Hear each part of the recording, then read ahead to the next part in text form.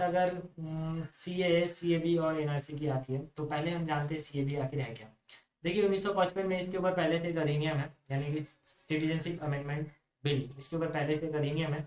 बस तत्कालीन सरकार, बीजेपी सरकार ने इसमें कुछ चेंजेस किए, और चेंजेस करके जो एक ड्राफ्ट तैयार किया गया, उसे 2016 में संसद में राष्ट्रपति के सामने प्रस्तुत किया गया, और 2019 में राष्ट्रपति ने इसके ऊपर अपने हस्ताक्षर दिए, यानी कि इसे कानून बना दिया गया। तब ये बन गया CAA।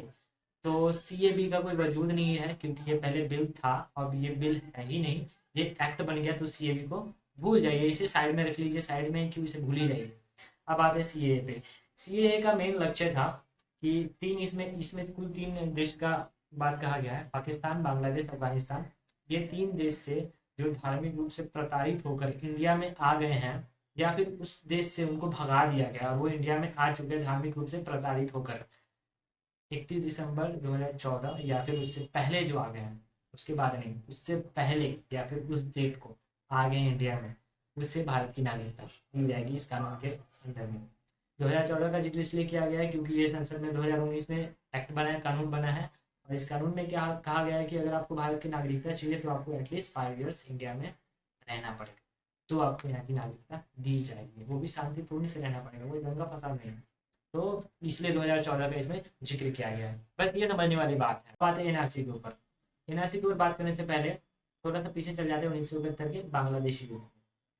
दरअसल असम के लोगों का कहना है कि 1971 के बांग्लादेशी युद्ध की आड़ में बहुत सारे बांग्लादेशी घुसपैठिए इंडिया में, यानी कि असम राज्य में इलीगल तरीके से घुस आए थे, और अभी वो उनके अधिकारों का हनन कर रहे हैं, और साथ ही साथ राज्य में जितने भी घटनाएं हो रहे हैं उसमें उन सबका हाथ है।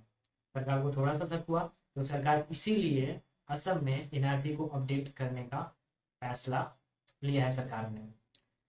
तो सरकार NRC के अनुसार जो व्यक्ति 25 मार्च 1971 से पहले असम के नागरिक थे, या उनके वंशज, उनके पूर्वज असम के नागरिक थे, केवल उन्हें ही भारत अपनी नागरिक मानेगी।